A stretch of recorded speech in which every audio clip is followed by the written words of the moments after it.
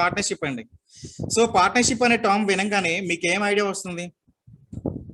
So partnership అనే term వినగానే మీకు ఫస్ట్ మీ మనసులో ఐడియా వచ్చిన ఇన్ఫర్మేషన్ ఏంటి?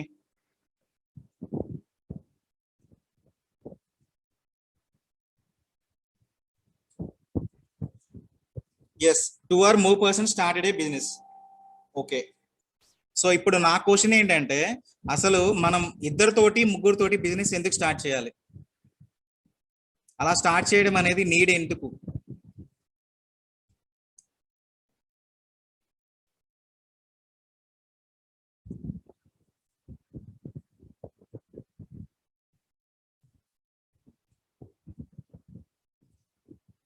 యా, మెయిన్ రీజన్ క్యాపిటల్ అంటారా? సో క్యాపిటల్ మనం ఇండివిజువల్ గా మెయింటైన్ చేసినప్పుడు కూడా మనం క్యాపిటల్ ఇన్వెస్ట్మెంట్ చేస్తున్నాం కదండి బిజినెస్ లో. సో మనం ప్రీవియస్ టాపిక్స్ డిస్కస్ చేసుకుంటున్నప్పుడు ఒక పర్సన్ కంపెనీలోకి వచ్చి ఇన్వెస్ట్మెంట్ చేస్తున్నారని చెప్తున్నాం కదా.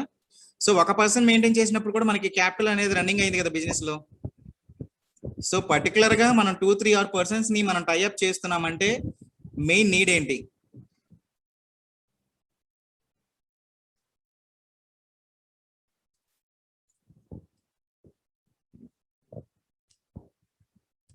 ఎస్, చూడండి. సో ఎప్పుడైనా సరే మనం ఇండివిజువల్ గా ఒక బిజినెస్ స్టార్ట్ చేసాం అనుకోండి, సో ఆ బిజినెస్ లో ఏమైనా ప్రాఫిట్స్ వచ్చినా లాస్ వచ్చినా ఎవరు బేర్ చేస్తారు? సో ఎవరైతే ఇండివిజువల్ బిజినెస్ రన్ చేస్తున్నారో వాళ్ళకి మాత్రమే వర్తిస్తాయండి.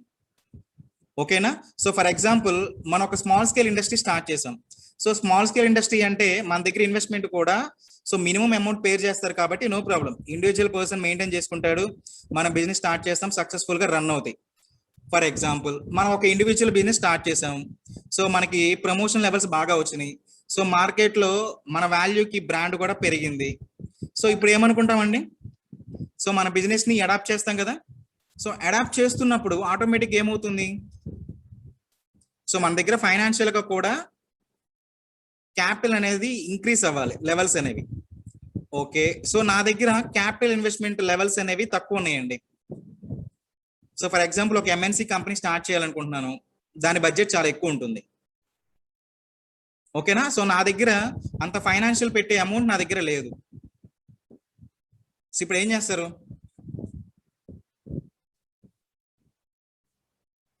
సో నా దగ్గర అమౌంట్ లేదు కాబట్టి కంపల్సరీగా మనకి మార్కెట్ లో బ్రాండ్ ఉందని చెప్పుకున్నాం కదా, అంటే మన కంపెనీ ఏదైతే స్టార్ట్ చేసామో ఆటోమేటిక్ గా కొన్ని సంవత్సరాలు మనం రన్ చేసే కొద్దీ గుడ్ విల్ వచ్చింది. ఎస్, సో గుడ్ విల్ వచ్చింది, బ్రాండ్ వాల్యూ పెరిగింది. ఆటోమేటిక్ ఏంటంటే వేరే పర్సన్స్, అంటే ఎవరైతే మన కంపెనీలోకి టైఅప్ అవ్వడానికి ఇంట్రెస్ట్ గా ఉన్నారో వాళ్ళ దగ్గర ఫైనాన్షియల్ గా బాగా ఉందండి సపోర్ట్.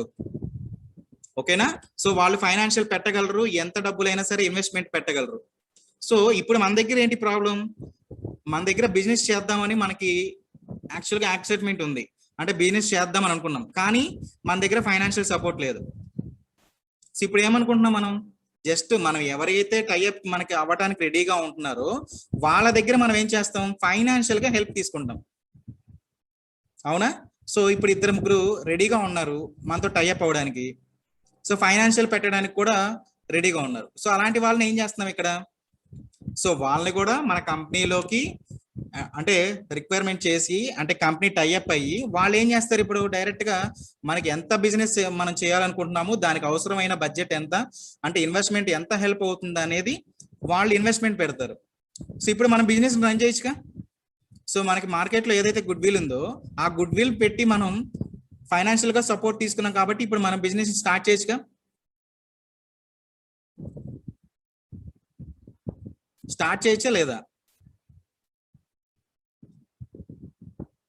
సో ఇప్పుడు మనం వేరే వాళ్ళ హెల్ప్ తీసుకొని మనం బిజినెస్ స్టార్ట్ చేస్తున్నాం, అవునా?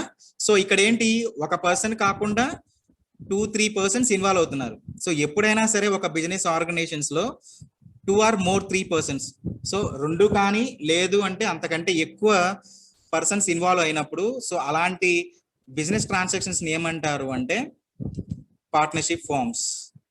సో ఇప్పుడు వాళ్ళు బిజినెస్ చేయడానికి రెడీగా ఉన్నారు, మన దగ్గర ఫైనాన్షియల్ కూడా రెడీగా ఉంది. ఇప్పుడు ఇన్వెస్ట్మెంట్ వాళ్ళు ఎక్కువ పెడతారండి. సో ఇన్వెస్ట్మెంట్ వాళ్ళు ఎక్కువ పెట్టినప్పుడు మనకి ప్రాఫిట్స్ వచ్చినప్పుడు వాళ్ళకి ఎక్కువ షేర్ చేస్తారా, లేదంటే మనం ఎక్కువ తీసుకోవడానికి ఛాన్స్ ఉంటుందా ప్రాఫిట్స్ వచ్చినప్పుడు?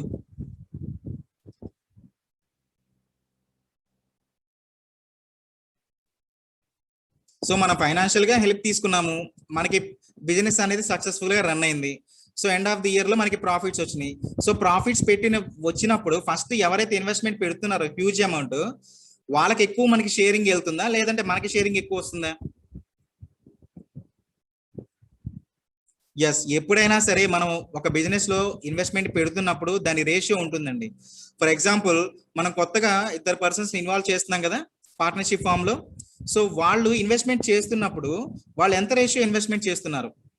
ఫర్ ఎగ్జాంపుల్, వాళ్ళిద్దరు కలిసి ఒక 50%, మనం ఆల్రెడీ ఉన్నాం కాబట్టి మనం ఒక 50%, అవునా?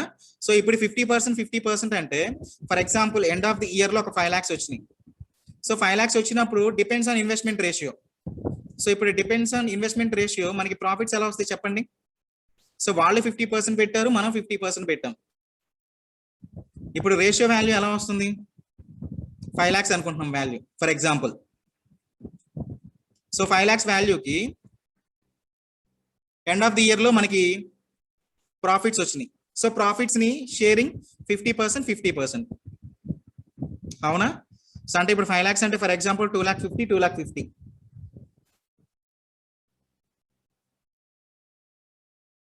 అంతేనా?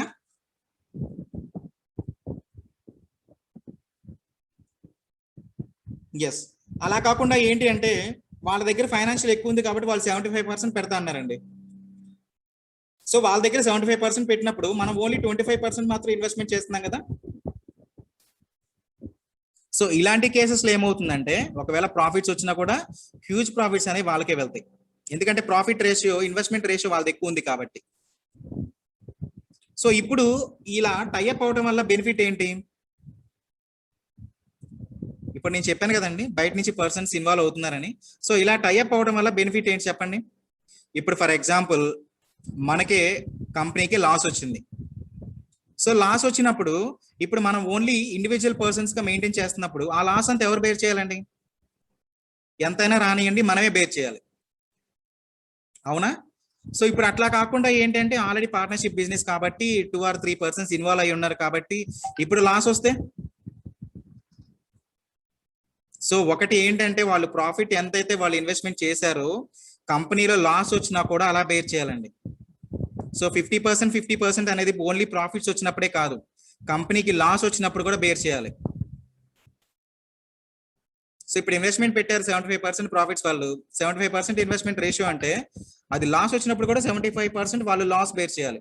అప్పుడు ఏమవుతుంది మనకి రిస్క్ అనేది తగ్గుతుంది కదా. ఎస్, మనకి లాస్ రిస్క్ అనేది ఆటోమేటిక్ గా రిడ్యూస్ అవుతుందండి. సో పార్ట్నర్షిప్ బిజినెస్ వల్ల ఏదన్నా బెనిఫిట్స్ ఉన్నాయి అంటే మనకి లాస్ వచ్చినప్పుడు మాత్రం కంపల్సరీగా బెనిఫిట్స్ ఉంటాయి.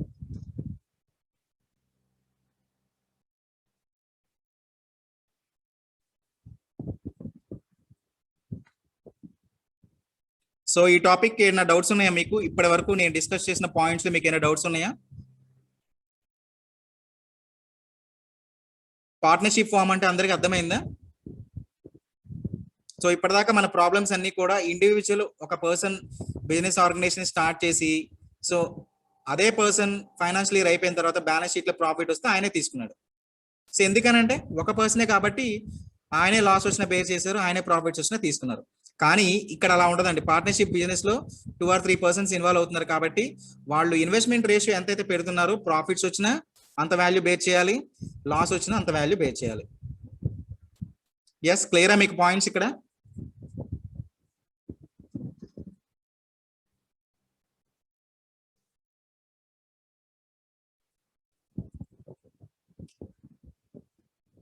ఎస్, అదే పాయింట్ చూడండి, ఇక్కడ ఎగ్జాంపుల్స్ ఇచ్చారు. So for example Raju and Rafi అని ఇద్దరు పర్సన్స్ ఉన్నారండి, ఓకేనా? సో వీళ్ళిద్దరూ కలిసి ఇన్వెస్ట్మెంట్ ఎంత పెట్టారు చూడండి, 1 lakh rupees ఇన్వెస్ట్ చేశారు. సో వీళ్ళ ఇన్వెస్ట్మెంట్ రేషియో ఎంత అంటున్నాడు? 50% 50%. సో నెట్ ప్రాఫిట్ 30,000 వచ్చింది. సో ఇప్పుడు ఈ ఇన్వెస్ట్మెంట్ రేషియో బట్టి నెట్ ప్రాఫిట్ 30,000 వచ్చిందంటే రాజుకి రఫీకి మనం ఎంత అమౌంట్ ఇవ్వాలి చెప్పండి? సో వాళ్ళ ఇన్వెస్ట్మెంట్ రేషియో వచ్చేసరికి 50% 50%, ఓకేనా? సో వాళ్ళ ఇన్వెస్ట్మెంట్ ఎంత పెట్టారంటే 1 lakh rupees పెట్టారు. 1 lakh rupees పెట్టినప్పుడు వాళ్ళకి నెట్ ప్రాఫిట్ ఎంత వచ్చింది అంటున్నారు? 30,000 rupees. వాళ్ళు ఇన్వెస్ట్మెంట్ చేసినప్పుడు వాళ్ళ రేషియో ఎంత అంటున్నాను? 50% 50%. ఇప్పుడు నెట్ ప్రాఫిట్ 30,000 వచ్చింది కదా, ఈ 30,000 ని మనం వాళ్ళకి ఎలా షేర్ చేస్తాం చెప్పండి, రాజుకి రఫీకి.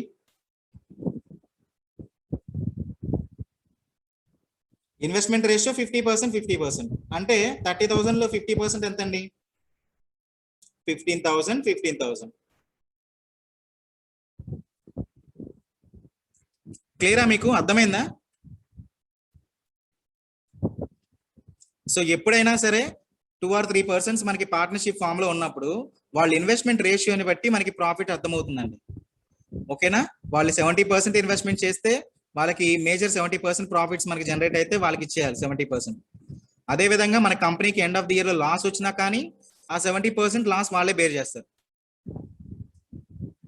ఓకే, దీనివల్ల అడ్వాంటేజ్ ఏంటంటే మనకి ఎప్పుడైనా లాస్ వచ్చినా కూడా మనకి సపోర్టివ్ గా ఉంటారు. సో ఇండివిజువల్ పర్సన్ అనుకోండి, మన ఒక్కళ్ళమే బిజినెస్ స్టార్ట్ చేసి ప్రాఫిట్ వచ్చినా లాస్ వచ్చినా మనమే తీసుకున్నాం అనుకోండి, ప్రాఫిట్ వస్తే మనం తీసుకుంటాం, లాస్ వచ్చినా మనమే బేర్ చేయాలి. సో ఇక్కడ లాస్ వచ్చింది అనుకోండి, 2-3% ఉన్నారు కాబట్టి మనకి ఆ రిస్క్ అనేది తగ్గుతుంది. సో అర్థమైందా మీకు పార్ట్నర్షిప్ గురించి? పాయింట్స్ అని అర్థమైనా నేను ఏదైతే డిస్కస్ చేశాను అవన్నీ? సో ఇక్కడ ఇంకెవరికైనా డౌట్స్ ఉంటే పోస్ట్ చేయొచ్చు.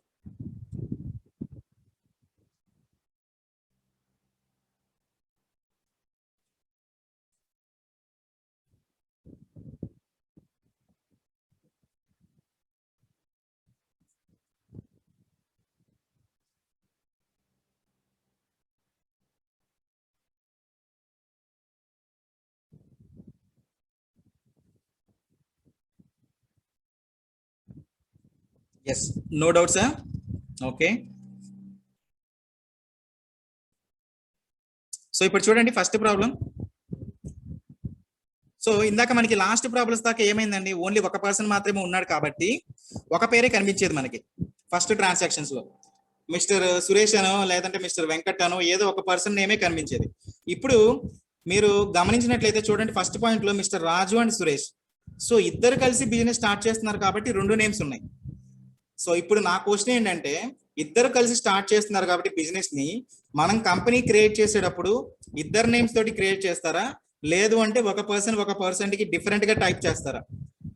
కంపెనీ నేమ్ అనేది బోత్ గా మనం క్రియేట్ చేస్తామా కంపెనీ నేమ్, లేదంటే సపరేట్ గా క్రియేట్ చేస్తామా? సో మీకు అర్థమైనంత వరకు టైప్ చేయండి.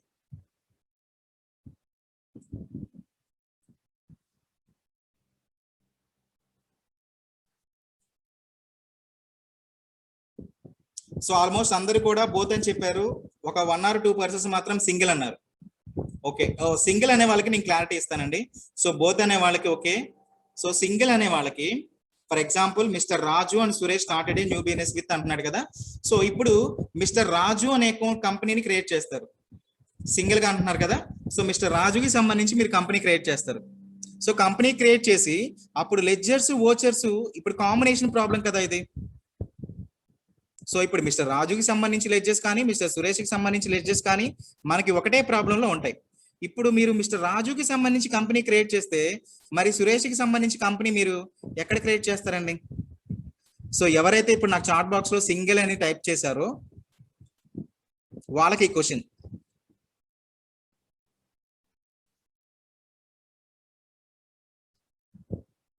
సో ఇప్పుడు ఒక కంపెనీ మాత్రమే క్రియేట్ చేస్తే, సో రాజు కానీ సురేష్ కానీ, సో అప్పుడు రిమైనింగ్ కంపెనీ ఏమవుతుందండి?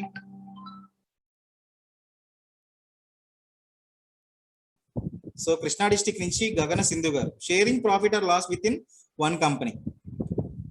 సో ఇప్పుడు పార్ట్నర్షిప్ ఫామ్ అంటేనే ఒక కంపెనీ కదండి. సో పార్ట్నర్షిప్ కంపెనీ అంటేనే ఇద్దరు ముగ్గురు కలిసినా కానీ అది కూడా ఒక ఫామే కదా.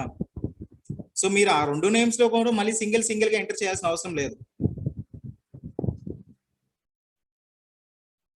ఓకేనా? సో ఎప్పుడైనా సరే పార్ట్నర్షిప్ ఫామ్ లో 2 నేమ్స్ కానీ 3 అంతకన్నా ఎక్కువ నేమ్స్ కూడా ఉంటాయి. కాకపోతే మనకి ప్రాబ్లంలో ఇచ్చింది ఇక్కడ 2 నేమ్స్ కాబట్టి మనం డ్యూయల్ బోత్ నేమ్స్ తోటి మనం కంపెనీ క్రియేట్ చేస్తాం. సో ఇప్పుడు నేను 2 పేర్లతోటి కంపెనీ క్రియేట్ చేసినంత మాత్రాన ఇక్కడ చూడండి మీకు క్యాపిటల్ ఎంత అంటున్నాడు, 1 lakh ఈచ్ అంటున్నాడు. సో 1 lakh ఈచ్ అంటే ఇప్పుడు క్యాపిటల్ ఇన్వెస్ట్మెంట్ టోటల్ ఇన్వెస్ట్మెంట్ ఎంత అవుతుంది చెప్పండి? మిస్టర్ రాజు అండ్ సురేష్ ఇద్దరు కలిసి టోటల్ గా ఇన్వెస్ట్మెంట్ చేసిన క్యాపిటల్ అమౌంట్ ఎంత?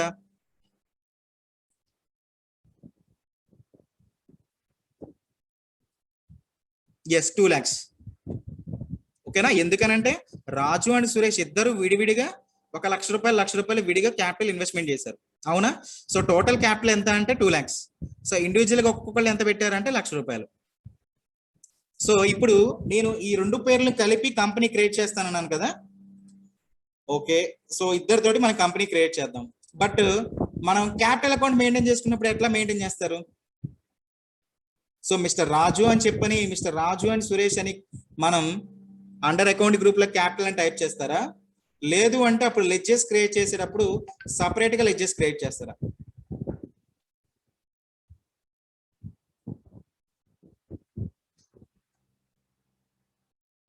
సో కంపెనీ ఒక పేరుతో స్టార్ట్ చేసినంత మాత్రాన లెడ్జెస్ కూడా ఒక లెడ్జర్ క్రియేట్ చేస్తారా అండి? సో ఎప్పుడైనా సరే కంపెనీ ఇద్దరు ముగ్గురు కలిసి స్టార్ట్ చేసినా కూడా ఒక నేమ్ తోటి కంపెనీ క్రియేట్ చేస్తారండి. బట్ కాకపోతే ఏంటంటే లెడ్జెస్ పాయింట్ ఆఫ్ వ్యూలో వచ్చేసరికి ఏమో మిస్టర్ రాజుకి సపరేట్ గా మనం క్రియేట్ చేయాల్సి వస్తుంది, సురేష్ కి సపరేట్ గా క్రియేట్ చేయాల్సి వస్తుంది. ఎందుకనంటే మనకి ప్రాబ్లం రిలేటెడ్ వాళ్ళ పాయింట్ ఆఫ్ వ్యూలో ట్రాన్సాక్షన్స్ వేరేగా ఉంటాయి కాబట్టి కంపల్సరీగా మనం సపరేట్ లెడ్జెస్ క్రియేట్ చేయాల్సి ఉంటుంది. ఈ పాయింట్ అర్థమైంది అందరికి?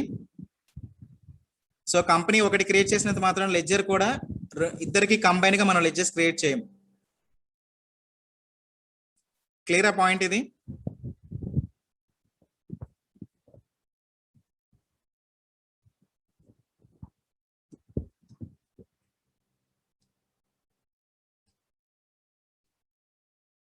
ఎస్, ఈ ప్రాబ్లం ని ప్రాక్టికల్ గా చేద్దాం చూడండి. సో కంపెనీ క్రియేట్ చేసేటప్పుడు ఫస్ట్ స్టెప్ ఏంటండి? షార్ట్ కట్ కి F3. So create company.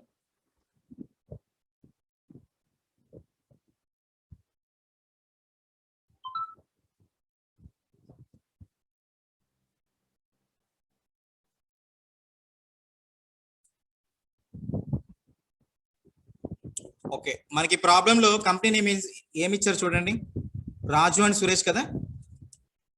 Okay, so mister Raju and mister Suresh.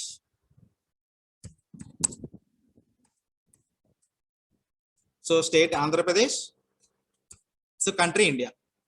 So ఇక్కడ ఒక షార్ట్ కట్ కీ ఉందని చెప్పాం కదా, ప్రీవియస్ ప్రాబ్లమ్స్ నుంచి మనం డిస్కస్ చేసుకుంటూనే ఉన్నాం. సో ఇక్కడ షార్ట్ కట్ కీ ఏంటండి? Ctrl+A.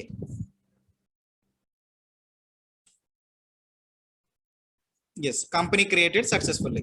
ఇప్పుడు మనం పార్ట్నర్షిప్ ఫామ్ మీద ఏదైతే ప్రాబ్లం రిలేటెడ్ మన కంపెనీ క్రియేట్ చేసుకుంటున్నామో ఆ కంపెనీ సక్సెస్ఫుల్ గా క్రియేట్ అయింది. చూడండి ఇక్కడ. సో మీకు ప్రీవియస్ ప్రాబ్లమ్స్ లో ఇండివిజువల్ కంపెనీ కాబట్టి ఒక పర్సన్ మన నేమ్ మాత్రమే మనకి టాలీ సాఫ్ట్వేర్ లో కనిపించేది. ఇప్పుడు ఇద్దరు కలిసి టైప్ అయ్యారు కదా పార్ట్నర్షిప్ ఫామ్ కి, mister Raju and mister Suresh. So ఈ ఇద్దరికి సంబంధించి మనకి కంపెనీ హైలైట్ అయిపోతుంది. ఓకేనా? So first step clear. So next step చూడండి, లెడ్జెస్ పోస్టింగ్. సో మిస్టర్ రాజు క్యాపిటల్ అకౌంట్.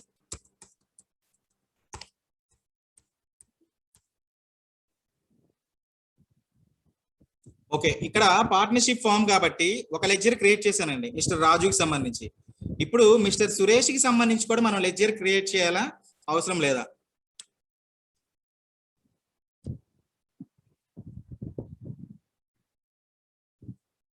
సో రాజుకి అయితే నేను క్యాపిటల్ అని క్రియేట్ చేశాను లెడ్జర్, సురేష్ కి చేయాలా, అవసరం లేదా?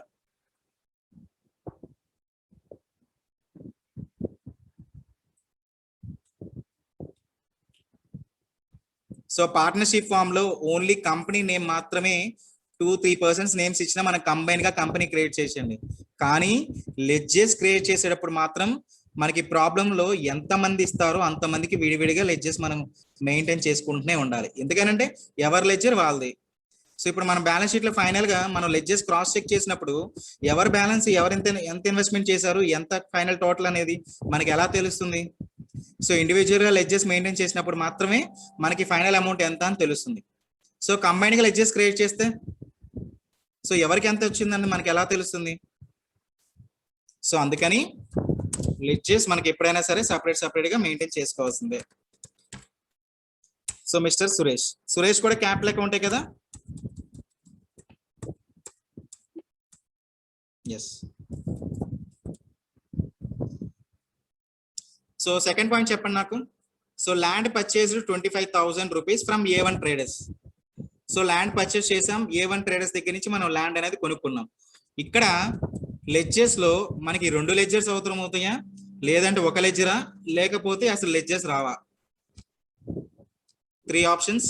Which one is correct? Option A 2, option B 1 and option C 0.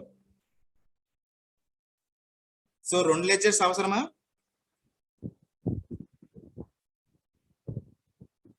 So Chittoor district నుంచి కమల్నాథ్ గారు ఒకటే అని టైప్ చేశారు.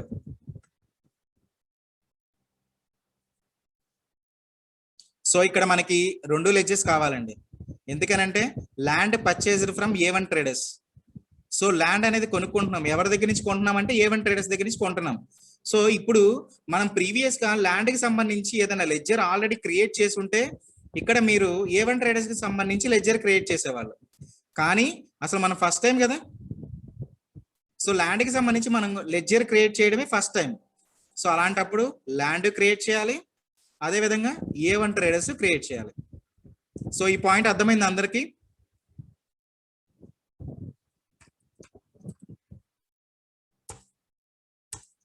సో ల్యాండ్ ఏమవుతుంది కంపెనీకి? Fixed assets. Okay. So land purchased from A1 traders.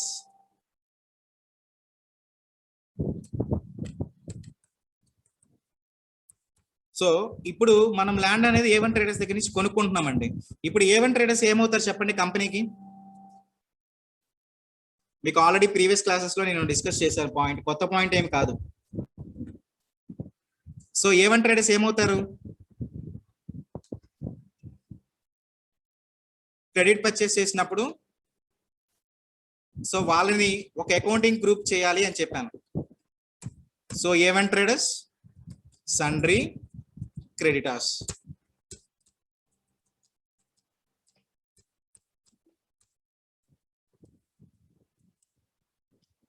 So next point, third point చూడండి. So land was sold to B1 traders. So ఇందాక second point లోనేమో మనం ఒక ల్యాండ్ ని కొనుక్కున్నాము. ఇప్పుడు థర్డ్ పాయింట్ లో ఏమంటున్నాడు చూడండి, land was sold to B1 traders. So land అనేది అమ్మేశాం, కానీ ఇక్కడ A1 ట్రేడర్స్ కి అమ్మామా? లేదు, B1 ట్రేడర్స్ కి అమ్మాం. అంటే వేరే ఎవరికో అమ్మామండి ల్యాండ్ అనేది. సో ఇక్కడ ఎన్ని లెడ్జెస్ అవసరం అవుతాయి మనకి? 1 or 2?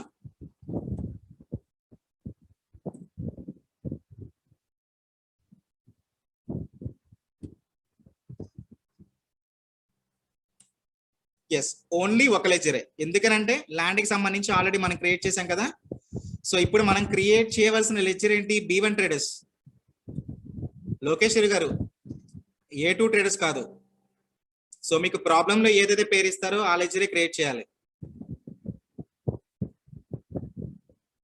ఓకేనా?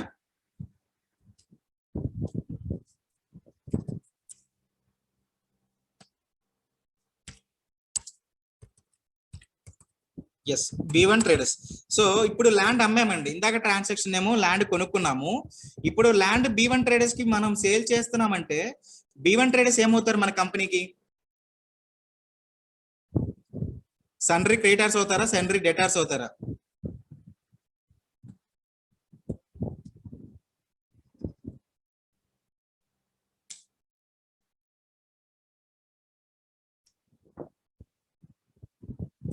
సన్డ్రీ debtors.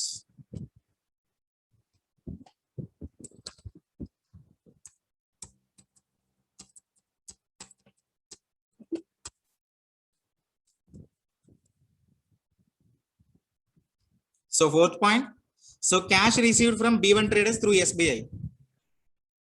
So cash received from B1 traders through SBI. Cash అనేది రిసీవ్ అవుతున్నాయి B1 ట్రేడర్స్ దగ్గర నుంచి, కానీ ఎలా రిసీవ్ అవుతున్నాయి అంటే SBI ద్వారా రిసీవ్ అవుతున్నాయి అంటున్నాడు. సో ఇక్కడ ఎన్ని లెడ్జర్స్ అవసరం అవుతాయి? ఒక లెడ్జర్ అవసరం అవుతుందా, లేదు అంటే 0నా? ఎస్, ఓన్లీ ఒకే ఒక లెడ్జర్ అకౌంట్ ఏంటి అంటే బ్యాంక్ అకౌంట్. సో ఎందుకనంటే cash received from B1 traders through SBI అంటున్నాడు. సో ఈ ట్రాన్సాక్షన్స్ లో చూడండి, ఈ ట్రాన్సాక్షన్ లో ఫోర్త్ పాయింట్ లో మీరు ఈ పాయింట్ ని cash received from B1 traders ఇక్కడ మాత్రమే మీరు చదివితే మాత్రం సో అప్పుడు ట్రాన్సాక్షన్ వేరేలాగా ఉంటుంది. So cash received from B1 traders దగ్గర అంటే సో B1 ట్రేడర్స్ దగ్గర నుంచి మనకి క్యాష్ వస్తుంది కాబట్టి రిసిప్ట్ అనుకుంటాము. సో ఎలా వస్తుంది form cash account B1 traders అని వేసేస్తారు. సో అలా పోస్ట్ చేయడం వల్ల ఎక్కడ డిఫరెన్స్ వస్తుందండి, క్యాష్ అకౌంట్ లో డిఫరెన్స్ వస్తుంది. కానీ ఇక్కడ ఫుల్ సెంటెన్స్ ఏమి ఇచ్చాడు చూడండి ప్రాబ్లంలో, త్రూ SBI అంటున్నాడు. అంటే సింపుల్ గా చెప్పాలంటే క్యాష్ రిసీవ్ అవుతుంది B1 ట్రేడర్స్ దగ్గర నుంచి, కానీ ఎలా రిసీవ్ అవుతుంది, త్రూ SBI. సో ఇప్పుడు మీరు క్లియర్ గా ఫుల్ సెంటెన్స్ చదివితే మీకు ఏమర్థమైంది, క్యాష్ రిసీవ్ అయింది B1 ట్రేడర్స్ దగ్గర నుంచి, కానీ SBI ద్వారా రిసీవ్ అయింది. సో ఇప్పుడు తేడా డిఫరెన్స్ ఉందా లేదా, ఇందాక మీరు స్టడీ చేసిన సెంటెన్స్ కి ఈ సెంటెన్స్ కి డిఫరెన్స్ ఉందా లేదా. సో అకౌంట్స్ ప్రాబ్లమ్స్ లో ప్రతి ట్రాన్సాక్షన్ కూడా కంప్లీట్ గా చదవాలండి, ఓకేనా. ఓన్లీ హాఫ్ సెంటెన్స్ చదివి మీరు ప్రొసీడ్ అయ్యారనుకోండి సో బ్యాలెన్సెస్ డిఫరెన్స్ గా వస్తాయి. సో ఈ పాయింట్ ఎవరికైనా అర్థమైందా, ఈ డౌట్ ఎవరికైనా వచ్చిందా, ఇప్పుడు నేను ఏదైతే డిస్కస్ చేశానో ఈ డౌట్ ఎవరికైనా వచ్చిందా. So cash received from B1 traders,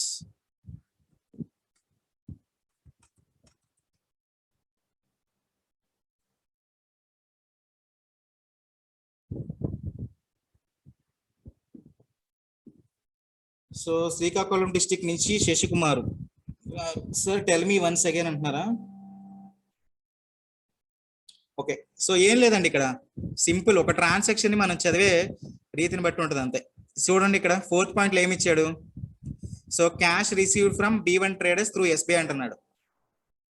so మీరు జనరల్ గా ఇక్కడ వరకే చదివారు, మీరు పాయింట్ ని ఇక్కడ వరకే చదివారు అనుకోండి, so cash received from B1 traders. So ఈ పాయింట్ లో ఏమవుతుంది చెప్పండి, cash received from B1 traders అంటే మనకి ఏ వోచర్ అవుతుంది అది, so cash received from B1 traders,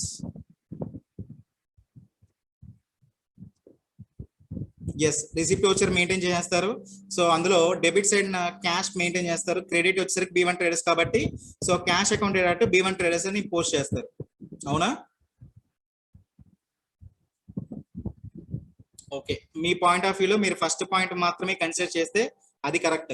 కానీ ఇక్కడ చూడండి, మీకు లాస్ట్ సెంటెన్స్ త్రూ SBI అంటున్నాడు. అంటే ఏంటి, cash received from B1 traders అంటే B1 ట్రేడర్స్ దగ్గర నుంచి క్యాష్ వస్తుంది, కానీ క్యాష్ వస్తుందా ఫైనల్ గా, మీకు లాస్ట్ లో ఒక సెంటెన్స్ యాడ్ చేశాడు చూడండి, త్రూ SBI అంటే B1 ట్రేడర్స్ దగ్గర నుంచి మనకి క్యాష్ రావట్లేదు, త్రూ చెక్ వస్తుంది. సో ఏ బ్యాంక్ నుంచి చెక్ వస్తుంది, SBI బ్యాంక్ నుంచి చెక్ వస్తుంది. ఇప్పుడు మీకు ఏమర్థమైంది ఈ పాయింట్ ద్వారా, సో అదే రిసిప్ట్ లో మనం క్యాష్ కాకుండా బ్యాంక్ మెయింటైన్ చేసుకుంటాం, అవునా. సో ఇప్పుడు కరెక్ట్ ఎంట్రీ ఏంటి, bank account to B1 traders. So మీరు అది సెంటెన్స్ ఫుల్ గా చదివితే మీకు అర్థమైందండి.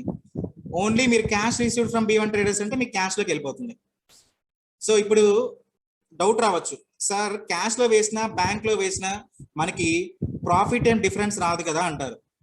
Yes, profit net profit difference రాదు, కానీ మీకు బ్యాలెన్స్ షీట్ లో సపరేట్ లెడ్జెస్ మీకు మెయింటైన్ చేశాను కదండి, అంటే క్యాష్ బ్యాలెన్స్ ఇంత ఉండాలి, బ్యాంక్ బ్యాలెన్స్ ఇంత ఉండాలి, సన్రీ డేటర్స్ ఇంత ఉండాలి, క్యాష్ ఇన్ హ్యాండ్ ఇంత ఉండాలని చెప్పని మీకు ప్రతి ప్రాబ్లంలో నేను ఎక్స్ప్లెయిన్ చేస్తున్నాను కదా, అక్కడ మీకు క్యాష్ డిఫరెన్స్ వస్తుంది కంపల్సరీగా. ఎందుకనంటే మనకి బ్యాంక్ లో వేయాల్సిన అమౌంట్ మీరు క్యాష్ లో పోస్ట్ చేశారు. సో అప్పుడు ఏమవుతుంది, బ్యాంక్ బ్యాలెన్స్ తగ్గుతుంది, క్యాష్ బ్యాలెన్స్ పెరుగుతుంది. అంటే ఇప్పుడు మీరు చేసిన ప్రాబ్లం కరెక్టా,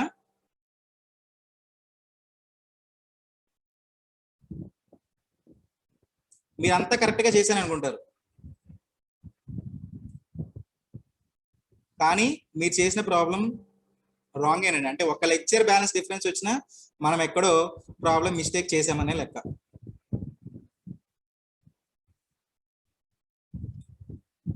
okay,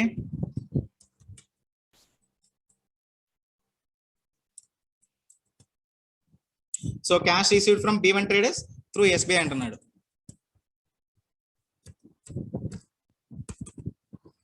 so SBI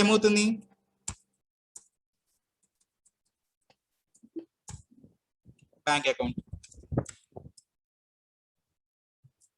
so fifth point చూడండి, cash withdraw from bank.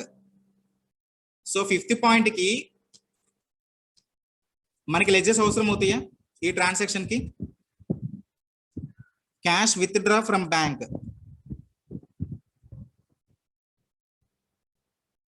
Yes, ఇక్కడ మనకి లెడ్జెస్ అవసరం అవ్వు. సో ఎందుకనంటే బ్యాంక్ కి సంబంధించి లెడ్జర్ పోస్ట్ చేసాం, క్యాష్ కి సంబంధించి అసలు మనం లెడ్జర్ క్రియేట్ చేయం కాబట్టి ఇక్కడ మనకి లెడ్జర్ అనేది రాదు. So sixth point, cash paid to A1 traders. So ఈ పాయింట్ కూడా లెడ్జర్ కావాలండి. Cash paid to A1 traders.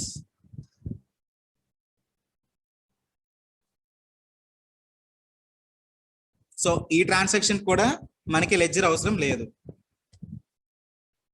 So seventh point, office expenses.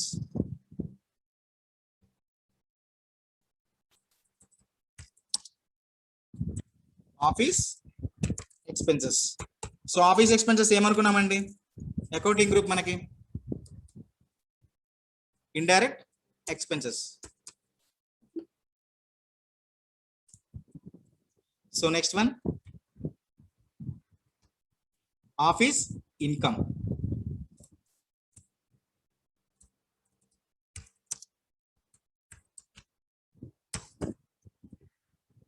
So office income ఏమవుతుంది కంపెనీకి? Indirect income.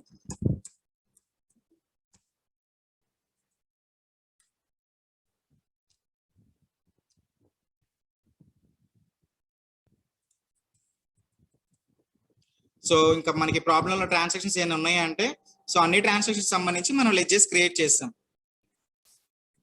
సో లెడ్జెస్ లో మీకు ఏమైనా డౌట్స్ ఉన్నాయా ఈ ప్రాబ్లంలో?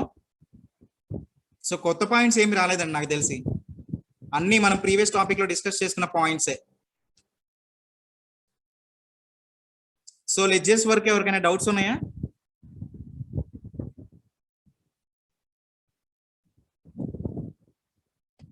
ఓకే. సో ఇప్పుడు నేను క్రియేట్ చేసిన లెడ్జెస్ ని చూడాలి. So back. సో ఏ ఆప్షన్ అండి? మన ప్రాబ్లం రిలేటెడ్ మన లెడ్జెస్ ఒకసారి ఫైండ్ అవుట్ చేయాలి అంటే క్రాస్ చెక్ చేసుకోవాలి మనం ఎన్ని లెడ్జెస్ క్రియేట్ చేసాము ఏంటి అని చెప్పని. ఎస్, మనం లెడ్జెస్ నుంచి బ్యాక్. సో బ్యాక్ కి రావాలి అంటే మనకి టాలీ సాఫ్ట్వేర్ లో షార్ట్ కట్ కి ఏంటండి ఎస్కేప్.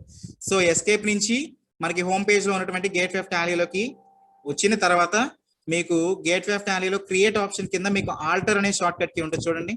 సో ఆల్టర్ అని ప్రెస్ చేస్తే మీకు లెడ్జెస్. సో ఇవే కదా మనం ప్రాబ్లం రిలేటెడ్ ఏవైతే క్రియేట్ చేసుకున్నామో లెడ్జెస్ అన్ని కూడా ఇవే. సో మీరు ఇక్కడ ఎడిట్ చేసుకోవచ్చండి. సో ఎలా అంటే చూడండి, ఫర్ ఎగ్జాంపుల్ ఆఫీస్ ఎక్స్పెన్సెస్ ఉంది కదా.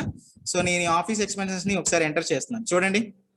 సో ఈ ఆఫీస్ ఎక్స్పెన్సెస్ లో మీరు ఫర్ ఎగ్జాంపుల్ ఇక్కడ ఇండైరెక్ట్ ఎక్స్పెన్సెస్ అని ఉంది కదా మనకి గ్రూప్, ఇక్కడ మీరు బై మిస్టేక్ ఇండైరెక్ట్ ఇన్కమ్ అని పెట్టారు. సో ఇండైరెక్ట్ ఇన్కమ్ అని మీరు ఎప్పుడైతే అకౌంటింగ్ గ్రూప్ తీసుకున్నారో ఇక్కడ చేంజ్ చేయొచ్చుగా, త్రూ ఆల్టర్ అనే ఆప్షన్ యూజ్ చేసుకొని ఇక్కడ మనం మార్చుకోవచ్చుగా. మార్చుకోవచ్చా లేదా?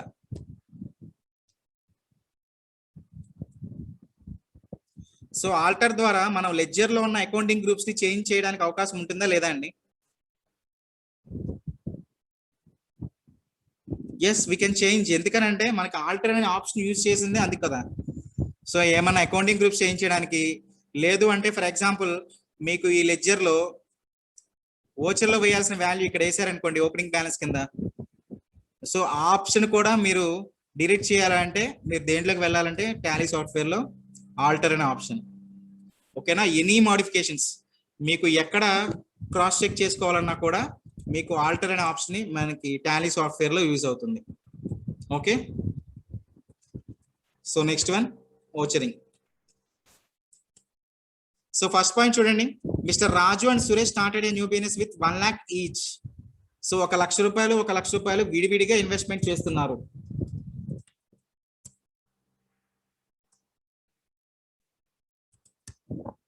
So cash accounted to mister Raju. So ఇప్పుడు వాల్యూ ఎంత అవుతుంది చెప్పండి. ఇక్కడ మిస్టర్ రాజు అని మనం ఎంటర్ చేసాం, ఇక్కడ వాల్యూ ఎంత అవుతుందండి? 1 lakh అవుతుందా 2 lakhs అవుతుందా?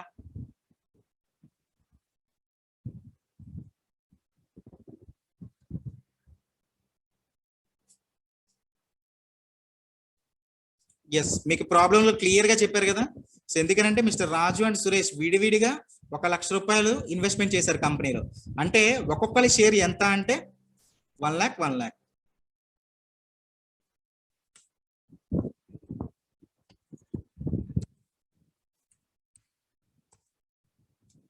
సో 1 లక్ష రూపాయలు ఇన్వెస్ట్మెంట్ చేశాము. ఇప్పుడు ఒక మీకు ఎర్రర్ వస్తుంది. ఎస్, సో ఆ ఎర్రర్ని ఎలా సాల్వ్ చేస్తారు? సో ఫస్ట్ టైం కదా, అంటే ఈ రోజు మనం ఫ్రెష్ గా మనం ఒక కంపెనీ క్రియేట్ చేసాం. సో కంపెనీ క్రియేట్ చేసినప్పుడు ఓచర్ లో ఫస్ట్ ఎంట్రీ ఇది. సో మీకు ప్రీవియస్ గా చెప్పాను కదా, ఎప్పుడైనా సరే మనం ఒక కంపెనీ క్రియేట్ చేసినప్పుడు ఫ్రెష్ గా ఎప్పుడైనా ఓచర్ ఫస్ట్ ఎంట్రీ పోస్ట్ చేసేటప్పుడు ఈ ఎంట్రీ వస్తుందని చెప్పని. సో దీనికోసమే Alt+F2 అనే షార్ట్ కట్ కి యూజ్ చేసుకొని మనకి టాలీ సాఫ్ట్వేర్ లో ఏ ఇయర్ అయితే యాక్టివేట్ అయిందో ఆ ఇయర్ ని మనం చేంజ్ చేసుకుంటే సరిపోతుంది.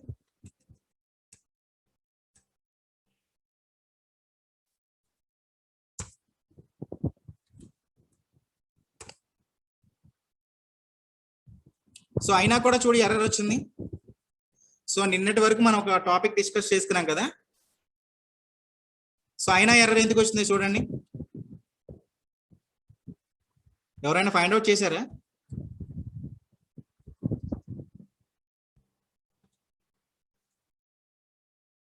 సో మనం నిన్నటి వరకు మనకి ప్రాబ్లంలో ఓచర్లో ఏదైనా ఎర్రర్ వచ్చినప్పుడు ఫైనాన్షియల్ ఇయర్ చెక్ చేసుకున్నాం. అకౌంటింగ్ పీరియడ్ ఆఫ్ ఇయర్ మార్చాలంటే ఏంటని చెప్తున్నామండి, Alt+F2 అని షార్ట్ కట్ యూజ్ చేసుకొని సో 1/4/2022 31/3/2021 అని టైప్ చేసి so current voucher date F2 అని షార్ట్ కట్ కి యూజ్ చేసుకొని 1/4/2020 ఉందని మనం యాక్టివేట్ చేసుకున్నాం. కానీ అయినా కూడా నేను చేంజ్ చేసినా తీసుకోలేదు. ఎందుకు తీసుకోలేదు ఇక్కడ? ఎందుకనంటే సో నిన్నటితో ఫైనాన్షియల్ ఇయర్ క్లోజ్ అయిపోయింది కదా, అవునా? ఈ రోజు నుంచి ఫ్రెష్ గా ఫైనాన్షియల్ ఇయర్ స్టార్ట్ అయింది కాబట్టి ఎస్.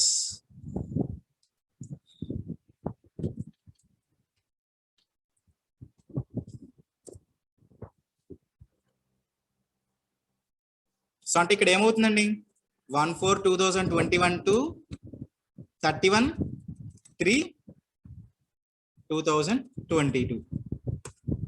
సో ఇప్పుడు current date, so current date 1/4/2020 ఉందండి. సో ఇలా నేను ఎంటర్ తీసేసుకుంటే మీకు ఓచర్ సేవ్ అవుతుందా సేవ్ అవుదా? అకౌంటింగ్ పీరియడ్ ఆఫ్ ఇయర్ అయితే మార్చాను నేను, కానీ కరెంట్ డేట్ మార్చలా. అయినా మనకి ఓచర్ సేవ్ అవుతుందా, తీసుకుంటుందా? సో మీకు స్టార్టింగ్ నుంచి చెప్తూనే ఉన్నాను, ఎప్పుడైనా సరే అకౌంటింగ్ పీరియడ్ ఆఫ్ ఇయర్ మార్చాలి, అదే విధంగా మనకి కరెంట్ డేట్. సో ఇప్పుడు ఫర్ ఎగ్జాంపుల్ మనం 1/4/2021 నుంచి స్టార్ట్ చేసాం. సో 1/4/2021 నుంచి స్టార్ట్ చేస్తే మన కరెంట్ ఓచర్ డేట్ ఎప్పుడు ఉండాలండి, 1/4/2021 ఉండాలి. కానీ మనకి టాలీ సాఫ్ట్వేర్ లో ఎంత అని చూపిస్తుంది, 1/4/2020 అని మాత్రమే మీకు టాలీ సాఫ్ట్వేర్ లో డిస్ప్లే అవుతుంది కదా. సో ఇలా ఉన్నా కూడా మనకి ఎర్రర్ అలానే ఉంటుంది. ఎస్, ఇక్కడ చేంజ్ చేయాలి చూడండి. సో 1/4/2021 చేంజ్ చేశాను. ఇప్పుడు ఎర్రర్ వస్తుందా లేదో చూడండి. సేవ్. సో ఎర్రర్ వచ్చిందా ఇప్పుడు? సో ఎప్పుడైనా సరే మనకి ఓచర్ లో స్టార్టింగ్ ఓచర్ లో మీకు ఏదైనా ఎర్రర్ అని డిస్ప్లే అయితే మాత్రం అకౌంటింగ్ పీరియడ్ చేంజ్ చేసుకోవాలి మనం, అదే విధంగా current date. So next one చూడండి. సో రాజుకి సంబంధించి మన క్యాపిటల్ ఇన్వెస్ట్మెంట్ వాల్యూ పోస్ట్ చేసాం. నెక్స్ట్ మిస్టర్ సురేష్ కూడా ఇన్వెస్ట్మెంట్ చేశారుగా, same value 1 lakh rupees.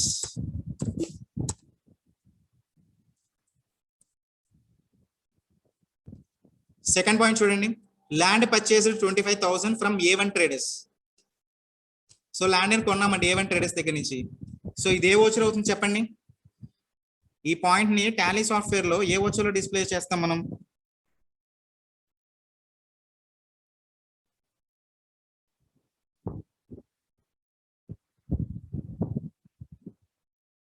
Yes, ఒక చాట్ బాక్స్ లో నాకు టైప్ చేసింది ఏంటంటే నిన్న మనం ప్రాబ్లం కన్సిడర్ చేసినప్పుడు బిగ్ సి అనేది ఫిక్స్డ్ అసెట్స్ తీసుకున్నామండి. ఇప్పుడు A1 ట్రేడర్స్ అనేది ఎందుకని సన్డ్రీ క్రెడిటార్స్ తీసుకున్నారని చెప్పి ఒక డౌట్ వచ్చింది. సో A1 ట్రేడర్స్ అంటే ఇక్కడ మనం క్లయింట్ నేమ్ అనుకున్నాం కదా, ఒక పర్సన్ నేమే అనుకున్నాం A1 ట్రేడర్స్ అని, అవునా? సో కానీ బిగ్ సి అనేది ఏమనుకున్నామండి, ఒక కంపెనీ అనుకుంటున్నాం. సో ఒక మొబైల్ ఫోన్ మీరు పర్చేస్ చేశారంటే అది ఏమవుతుంది, కంపెనీ కదా. సో బిగ్ సి అనేది కంపెనీ కాబట్టి దాన్ని ఫిక్స్డ్ అసెట్స్ అని చేశాను నేను. ఓకేనా? సో A1 ట్రేడర్స్ అనేది ఇప్పుడు పర్సన్ నేమ్ కాబట్టి ఆటోమేటిక్ గా మనం క్రెడిట్ పర్చేస్ చేస్తున్నామా, డెబిట్ పర్చేస్ చేస్తున్నామా? సో క్రెడిట్ పర్చేస్ చేసినప్పుడు ఆటోమేటిక్ గా సన్డ్రీ క్రెడిటర్ అవుతారు. సో డెబిట్ పర్చేస్ చేసినప్పుడు ఆటోమేటిక్ గా సన్డ్రీ డెటర్ అవుతారు. క్లియరా మీకు పాయింట్స్ ఇవి? సో మనకి అకౌంట్స్ లో మెయిన్ కాన్సెప్ట్స్ అవేనండి. సో ట్రాన్సాక్షన్స్ బట్టి మనకి మూవ్ అవుతూ ఉండాలి. సో మనకి ప్రాబ్లం లో పర్సన్ నేమ్ ఇచ్చారా, కంపెనీ నేమ్ ఇచ్చారా,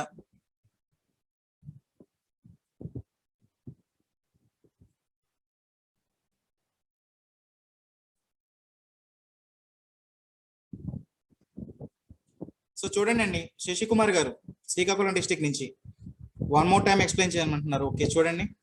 so land purchase 25,000 from A1 traders. So ఇక్కడ ల్యాండ్ అనేది కొన్నామండి 25,000 రూపాయలు పెట్టి. సో A1 ట్రేడర్స్ అంటే మీకు ఇక్కడ ఏం అర్థమవుతుంది, ఒక క్లయింట్. A1 ట్రేడర్స్ దగ్గర అనేది ఒక పర్సన్ నేమ్, అవునా? సో A1 ట్రేడర్స్ అనే దగ్గర నుంచి మనం కొంటున్నాం. సో కొంటున్నప్పుడు సో ఇక్కడ మనం అమౌంట్ ఇచ్చామా అంటే అమౌంట్ పే చేయాల. సో మన చెక్ ఏమైనా ఇచ్చారా, చెక్ కూడా ఇవ్వలేదండి, ఓన్లీ గుడ్ విల్. అంటే మీకు అతను తెలుసు కాబట్టి మీరు అక్కడ అమౌంట్ ఇవ్వలేదు. అంటే ఏంటండి, మీరు తర్వాత ఇస్తారని నమ్మకమే కదా.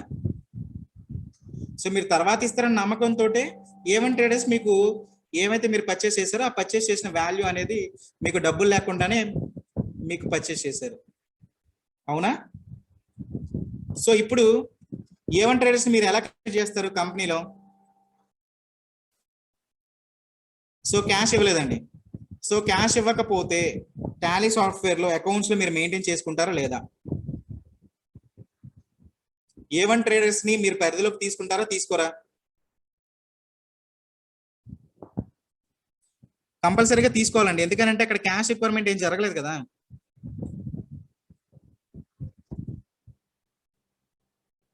సో ఇప్పుడు మీరు ఒక షాప్కి వెళ్ళారు, సో పెన్ కానీ బుక్స్ కానీ కొనుక్కున్నారండి.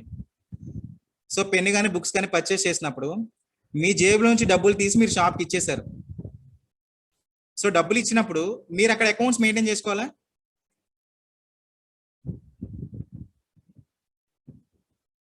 అక్కడ అకౌంట్స్ మెయింటైన్ చేసుకోవాలా, అవసరం ఉందా? షాప్కి వెళ్ళారు, డబ్బులు పే చేశారు, మీకు కావాల్సిన బుక్స్ కానీ పెన్ కానీ తీసేసుకున్నారు. సో దీనికి అకౌంట్స్ మీ ఎందుకు మెయింటైన్ చేస్తారు, ఇక అవసరం లేదు కదా. సో ఇదొక ట్రాన్సాక్షన్, ఓకేనా? సో సెకండ్ పాయింట్ చెప్తున్నాను చూడండి, అదే ట్రాన్సాక్షన్ తోటి. సో అదే షాప్ కి మీరు వెళ్ళారు, ఓకేనా? ఆ షాప్ ఓనర్ మీకు బాగా తెలుసు, సో రెగ్యులర్ కస్టమర్.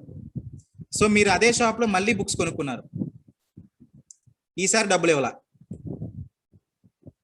ఈసారి డబ్బులు ఇవ్వలేదండి. సో డబ్బులు ఇవ్వకపోతే సో ఎంత తెలిసిన వాళ్ళు అయినా సరే వాళ్ళు బుక్స్ మెయింటైన్ చేసుకుంటారా లేదా? నువ్వు రెగ్యులర్ కస్టమర్ అయినా వాళ్ళు బుక్స్ మెయింటైన్ చేసుకోకుండా ఉంటారా?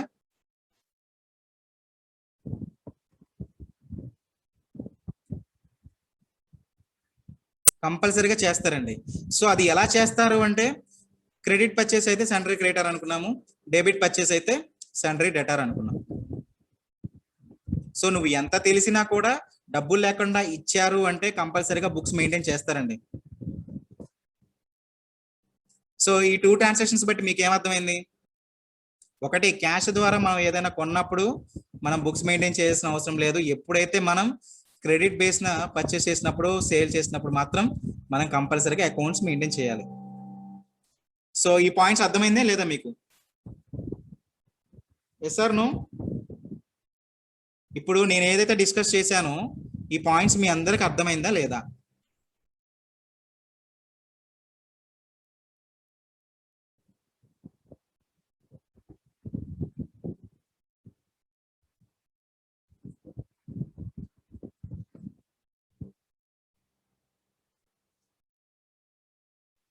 ఓకే. సో ఇప్పుడు land purchase 25,000 from A1 traders అన్నాను కదా. సో ఇప్పుడు ఇది ఏ ఓచర్లో పోస్ట్ చేస్తారండి?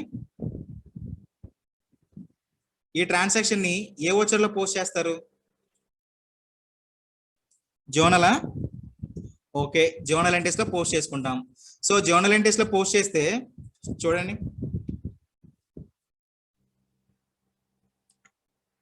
సో నేను కూడా F7 అని ప్రెస్ చేశాను. ఓకే, జర్నల్ వచ్చి డిస్ప్లే అవుతుంది. So land purchased from A1 traders అంటే ఇక్కడ డెబిట్ ఏంటి, క్రెడిట్ ఏంటి? సో జనరల్ గా ఆలోచిస్తే ల్యాండ్ కొన్నామంటే మనకి ఇన్కమింగ్ ఏమవుతుందండి? ల్యాండ్ పర్చేస్ చేస్తే మనకి లోపలికి ఏమొస్తుంది?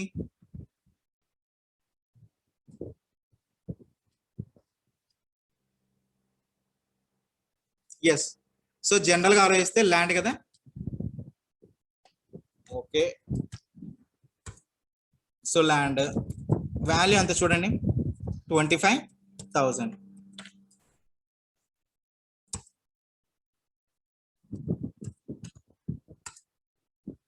సో ల్యాండ్ డెబిట్ అయిందండి. ఎవరి దగ్గర నుంచి పర్చేస్ చేసాం? A1 traders. సో చూడండి, ఎప్పుడైతే మనం క్రెడిట్ పర్చేస్ చేసామో A1 ట్రేడర్స్ అనే ఆప్షన్ ఎప్పుడైతే నేను క్లిక్ చేశానో టాలీ సాఫ్ట్వేర్ లో, దానికి సంబంధించి వాల్యూ ఆటోమేటిక్ గా కోడ్ అయిపోయింది చూడండి. సో నేనైనా A1 ట్రేడర్స్ కి సంబంధించి వాల్యూ అయినా టైప్ చేశానా? ఇక్కడ నేను A1 ట్రేడర్స్ కి సంబంధించి వాల్యూ అని టైప్ చేయలేదండి. ఆటోమేటిక్ గా క్రెడిట్ ఏదైతే తీసుకుంటున్నానో తీసుకున్నప్పుడు వాల్యూ ఆటోమేటిక్ గా పోస్ట్ అయిపోయింది. ఓకే, సో ఇక్కడ క్రెడిట్ పర్చేస్ కదా. సో ఈ మెథడ్ ఆఫ్ అడ్జస్ట్మెంట్స్ లో ఏ అడ్జస్ట్మెంట్ చెప్పండి నాకు? అడ్వాన్సా, అసైన్మెంట్ రిఫరెన్సా, న్యూ రిఫరెన్సా, ఆన్ అకౌంటా? అంటే ఇప్పుడు మనం క్రెడిట్ కొనుక్కున్నాం కదా, ఎవరి అకౌంట్కి కొన్నాము, ఎవరికి ఇవ్వాలి నేను ఫ్యూచర్ లో? ప్రస్తుతానికైతే డబ్బులు లేకుండా తీసుకున్నానండి, కానీ ఫ్యూచర్ లో తిరిగి పే చేయాలి కదా. సో తిరిగి పే చేయాలంటే అది ఎవరి account? A1 traders on account, అవునా? సో చూడండి, ఇక్కడ సిఆర్ క్రెడిట్ పర్చేస్ చేశాం కదా. సో నెక్స్ట్ వన్ చూడండి, land was sold to B1 traders.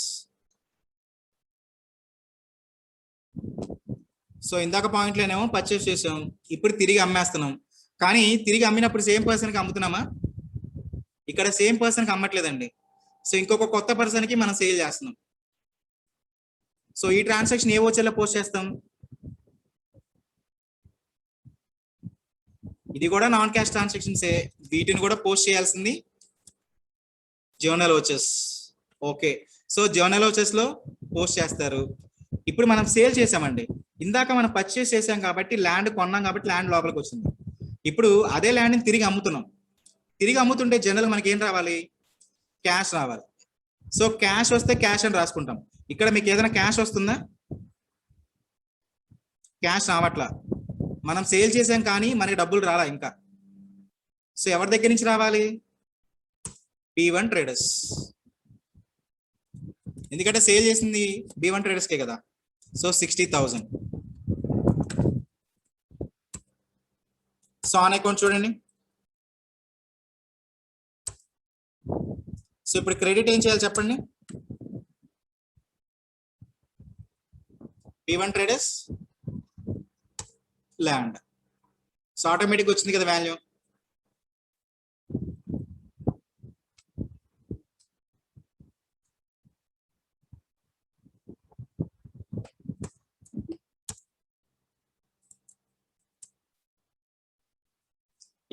Fourth point చెప్పండి, cash received from B1 traders through SBI. So ఈ పాయింట్ గురించే మీకు ఇందాక ఆల్రెడీ డిస్కస్ చేశాను. So cash received from B1 traders through SBI. So ఈ transaction ని ఏ ఓచర్లో మనం పోస్ట్ చేయాలి? పేమెంటా, రిసిప్టా, కాంట్రానా? 3 options: payment, receipt and Contra.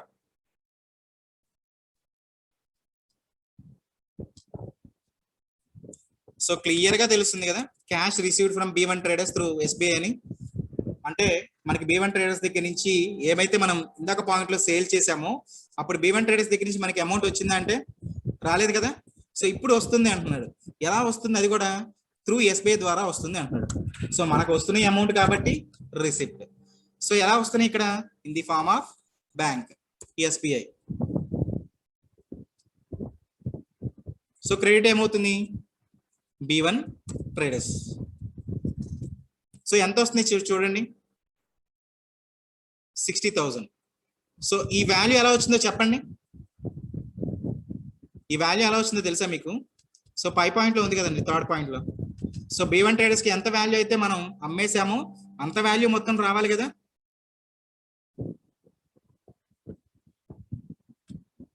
So మనం ఎంత వాల్యూ అయితే మనం సేల్ చేసామో ల్యాండ్ అనేది అంత వాల్యూ అమౌంట్ రావాలి. మనం సేల్ చేసిన వాల్యూ ఎంత? 60,000. అవునా? సో ఇప్పుడు అంత వాల్యూ వచ్చిందా చూడండి రిసిప్ట్ మనకి. సో B1 ట్రేడర్స్ దగ్గర నుంచి ఎంత రావాలి? 60,000 వచ్చేసింది. సో B1 ట్రేడర్స్ అకౌంట్ లో క్రెడిట్ అంటే ఏంటండి? అతని దగ్గర నుంచి రావాల్సిన అమౌంట్ వస్తున్నాయి కదా, వస్తున్నప్పుడు అతనికి ఏమవుతుంది? అతని దగ్గర నుంచి మనకి రావాలి, వస్తున్నప్పుడు క్రెడిట్ అయ్యేది.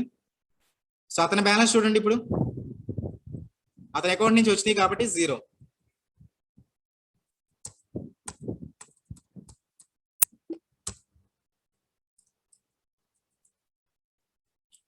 So next point, so cash withdraw from bank.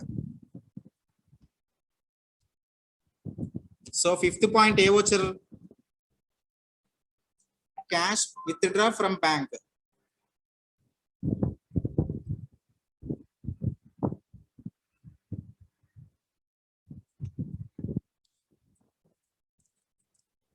Yes contra.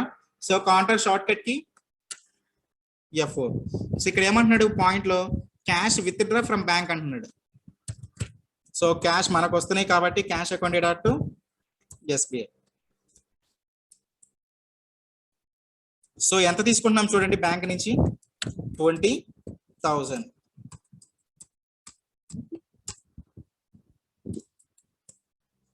So next one, so cash paid to A1 traders 25,000. So అసలు A1 ట్రేడర్స్ మనం ఎందుకు క్యాష్ పే చేయాలండి? A1 ట్రేడర్స్ కి మనం క్యాష్ పే చేయాల్సిన అవసరం ఏమిటి?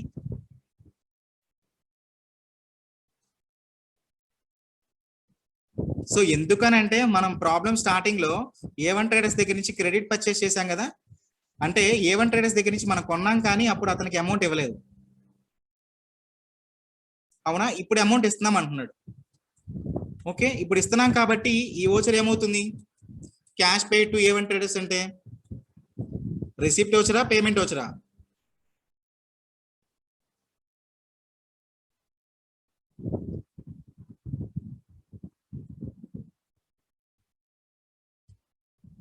సో పేమెంట్ షార్ట్ కట్ కి F5.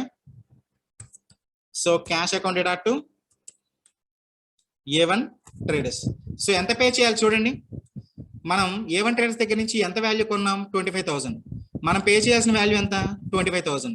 సో మనకి ప్రాబ్లంలో ఇవ్వకపోయినా కూడా ప్రాబ్లం లేదు ఈ వాల్యూ. ఎందుకనంటే ఎప్పుడైతే మన పేమెంట్ ఓచర్ లో అతని అకౌంట్ కి సంబంధించి మనం క్రెడిట్ డీటెయిల్స్ ఎప్పుడైతే ఎంటర్ చేస్తామో ఆటోమేటిక్ గా కరెంట్ బ్యాలెన్స్ షోన్. అంటే ఏంటండి, మనం ఎంత పే చేయాలనేది టాలీ సాఫ్ట్వేర్ ఆటోమేటిక్ గా ఇక్కడ చెప్తుంది. 25,000 మీరు పే చేయాలని చెప్పని. ప్రాబ్లం లో చూడండి ఎంత ఇచ్చాడు? Cash pay to A1 traders 25,000. So ఒకవేళ ప్రాబ్లంలో ఇవ్వకపోయినా కూడా మీరు ఇక్కడ ఓచర్ లో కరెంట్ బ్యాలెన్స్ చూస్తే మీకు అర్థమైపోతుంది. 25,000.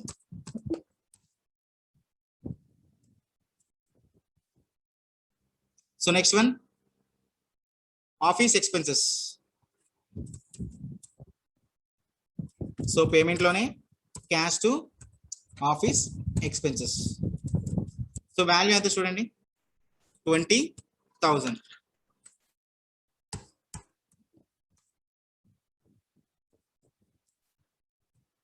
So next point, office income. Office income ఎంత అంటున్నాడండి? 60,000. సో ఆఫీస్ ఇన్కమ్ మనకు వస్తున్న ఇన్కమ్ కాబట్టి రిసిప్ట్. సో ఏ ఫామ్ లో వస్తుంది మనకి income? Cash account dot to office income. So value ఎంత అంటే చూడండి 60,000.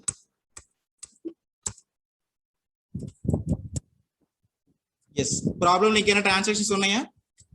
సో ఈ ప్రాబ్లం రిలేటెడ్ ఏమైనా ట్రాన్సాక్షన్స్ మనం మిస్ అయ్యామా?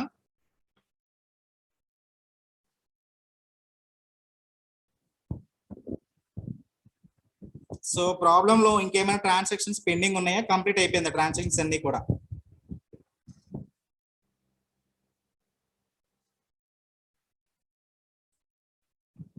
సో అనంతపురం డిస్ట్రిక్ట్ నుంచి ప్రీతి గారు, సో మీకు ప్రాబ్లం అంతా నేను కంప్లీట్ చేసిన తర్వాత మళ్ళీ ఒకసారి అడుగుతానండి మిమ్మల్ని, ఓకేనా? సో మీకు ఎక్కడ కన్ఫ్యూజన్ అయిందో చెప్తే దాన్ని బట్టి నేను ఎక్స్ప్లెయిన్ చేస్తాను మీకు. ఓకే, సో కంప్లీట్ అయింది కదా. సో ఫైనల్ గా ఏంటి ఇప్పుడు? సో మన కంపెనీ క్రియేట్ చేసాము, పార్ట్నర్షిప్ ఫామ్ క్రియేట్ చేసాం, లెడ్జెస్ మెయింటైన్ చేసుకుంటున్నాం, ఓచెస్ కూడా క్రియేట్ చేసాం. సో ఫైనల్ గా సో ఒక పార్ట్నర్షిప్ ఫామ్ లో మనకి ప్రాఫిట్ వచ్చిందా లాస్ వచ్చిందా చెక్ చేయాలంటే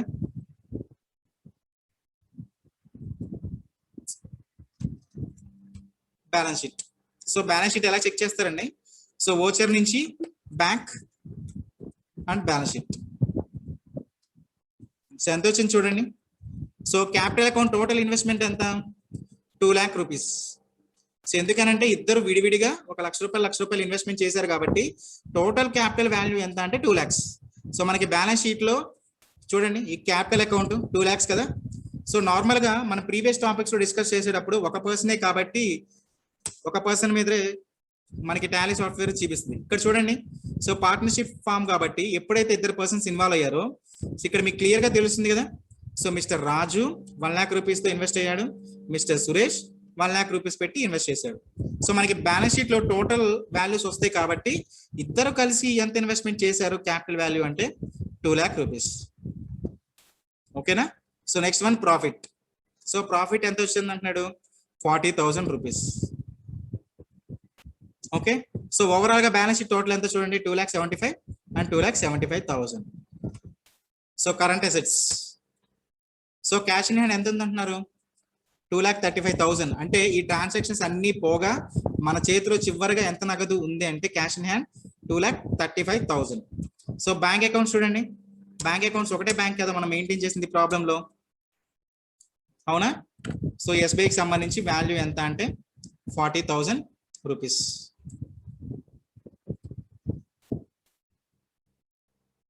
సో ఆన్సర్స్ ఇవ్వండి. So net profit, balance sheet, cash in hand and SBI.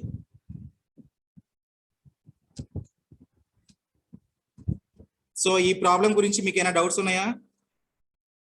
So partnership firm. So ఈ రోజు మనం ఏదైతే టాపిక్ డిస్కస్ చేసుకున్నామో ఈ టాపిక్ లో ఎవరికైనా డౌట్స్ ఉన్నాయా? ఎస్, మనం నోట్ చేసిన ప్రతి లెక్చర్ కూడా మీకు బ్యాలెన్స్ షీట్ లో డిస్ప్లే అవ్వాల్సిందే. మనం ఎక్కడ మిస్టేక్ చేసామనేది ఈజీగా బ్యాలెన్స్ షీట్ లో ఐడెంటిఫై అయిపోతుంది. ఈవెన్ మీరు క్యాష్ లో మిస్టేక్ చేస్తే క్యాష్ బ్యాలెన్స్ చూపిస్తుంది. ఇప్పుడు నీకు చెప్పాను కదా, సో క్యాష్ ఇన్ హ్యాండ్ అని. సో ఆ క్యాష్ ఇన్ హ్యాండ్ వాల్యూ అనేది ఆటోమేటిక్ ఇంక్రీజ్ అవుతుందండి. సో ఇప్పుడు బ్యాలెన్స్ షీట్ లో బ్యాంక్ వాల్యూ చూసారా 40,000. ఫర్ ఎగ్జాంపుల్ మీరు క్యాష్ ఎంట్రీ పోస్ట్ చేయడం బదులు బ్యాంక్ ఎంట్రీ పోస్ట్ చేశారనుకోండి, సో బ్యాంక్ వాల్యూ డిఫరెన్స్ అనేది పెరుగుతుంది, క్యాష్ వాల్యూ తగ్గుతుంది. ఓకే, సో ఈ ప్రాబ్లం గురించి ఇంకేమైనా డౌట్స్ ఉన్నాయా? ప్రీతి గారు మీకేమైనా డౌట్స్ ఉన్నాయా? సో ఇందాక టైప్ చేశారు కదా చాట్ బాక్స్ లో.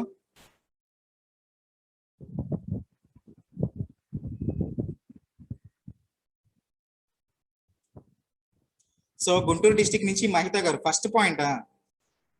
సో ఫస్ట్ పాయింట్ డౌట్ ఉందా అందరికి?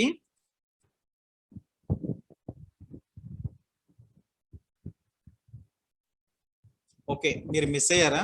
చూడండి first point. So first point ఏం లేదండి, ఇందాక మన ప్రీవియస్ టాపిక్స్ లో ఏం చేసాము, ఒక పర్సన్ నేమే ఇచ్చారు, ఒకళ్ళే ఇన్వెస్ట్మెంట్ చేస్తున్నారు కాబట్టి ఒక పర్సన్ నేమ్ తోటే మనకి ఎంత వాల్యూ ఇన్వెస్ట్మెంట్ చేస్తున్నాడని ప్రాబ్లమ్ లో డైరెక్ట్ గా ఇచ్చేవాళ్ళు. కానీ ఇది పార్ట్నర్షిప్ ఫామ్ కదా. సో పార్ట్నర్షిప్ ఫామ్ అంటే ఏమని చెప్తున్నాం, ఇద్దరు లేక అంతకంటే ఎక్కువ మంది, so 2 or 3 more persons involved in the business. So this type of business is called as partnership firm. So ఇప్పుడు పార్ట్నర్షిప్ ఫామ్ అంటే ఇక్కడ చూడండి mister Raju and Suresh, so ఇద్దరు ఉన్నారు కదా. సో ఇద్దరు కలిసి మనకి బిజినెస్ ఎంత స్టార్ట్ చేశారు అంటే 1 lakh ఈచ్. ఈచ్ 1 lakh అంటే ఇప్పుడు టోటల్ క్యాపిటల్ వాల్యూ ఎంత అవుతుంది? మహిత గారు గుంటూరు డిస్టిక్ నుంచి. సో 1 lakh ఈచ్ అంటే వాళ్ళిద్దరు కలిసి ఎంత ఇన్వెస్ట్మెంట్ చేసినట్టు?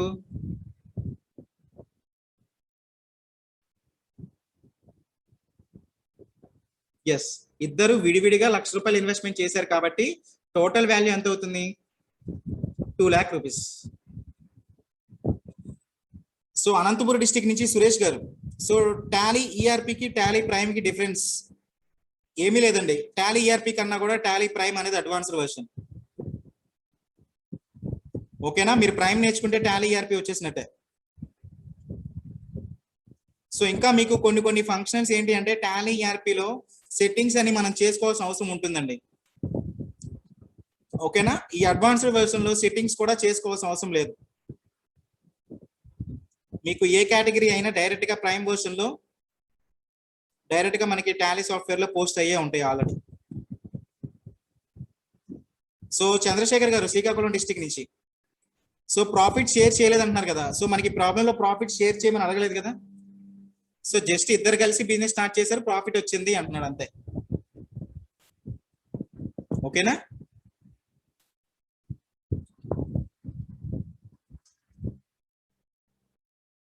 ఎస్, కొన్ని వోచెస్ టాలీ ప్రైమ్ లో హైట్ లో ఉంటాయండి. ఎందుకనంటే ఇప్పుడు మనం డిస్కస్ చేసుకున్న నార్మల్ వోచెస్ మాత్రమే మనం యూజ్ చేస్తున్నాం కదా. ఇంకొన్ని వోచెస్ మనం ఇప్పటి వరకు యూజ్ చేయట్లేదు. ఓకేనా? సో మనం ఫర్దర్ క్లాసెస్ లో యూజ్ చేస్తాం వాటి గురించి. సో వాటి గురించి వోచెస్ వచ్చినప్పుడు అప్పుడు వాటిని కూడా యూజ్ చేసుకోవడం జరుగుతుంది.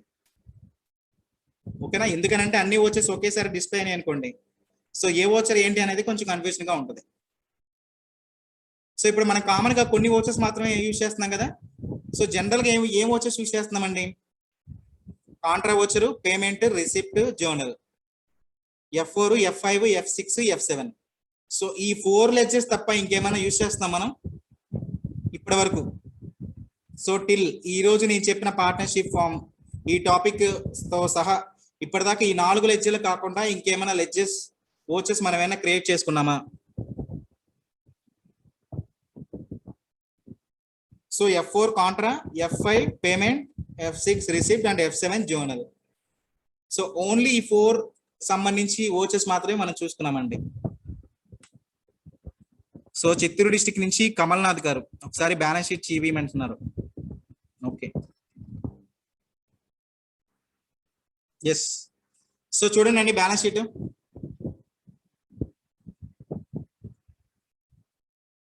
So 2 lakhs capital value and net profit 40,000. So current assets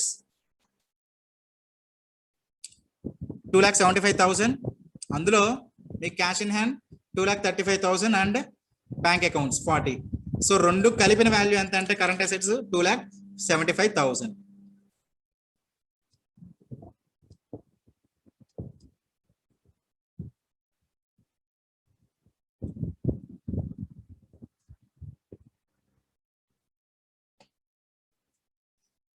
so ఈ ప్రాబ్లం గురించి ఇంకేమైనా డౌట్స్ ఉన్నాయా? అందరికీ క్లియరా?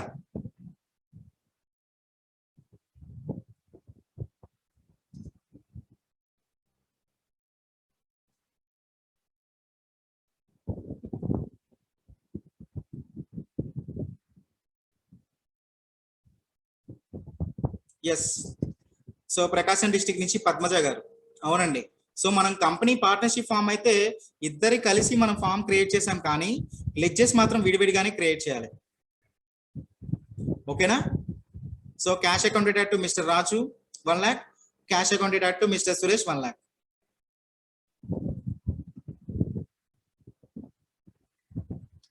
సో రాజు గారు రేషియో అనాలిసిస్ వచ్చినప్పుడు మీకు కంపల్సరీగా డిస్కస్ చేస్తానండి టాలీ ప్రైమ్ లో. ఓకేనా? సో ఆ టాపిక్ వచ్చినప్పుడు మీకు కంపల్సరీగా డిస్కస్ చేస్తాను.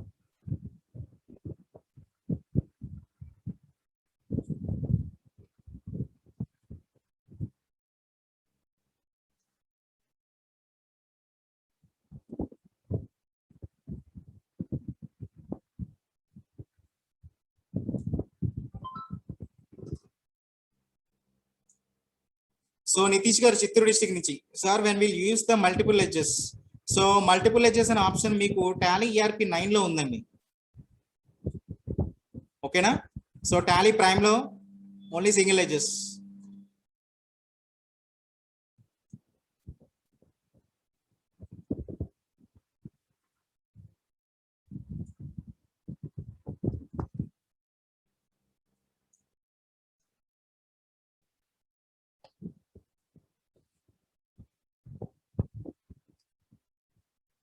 ఎస్ చూడండి, మీకు ఒక జాబ్ రిక్వైర్మెంట్ అన్నాను కదా.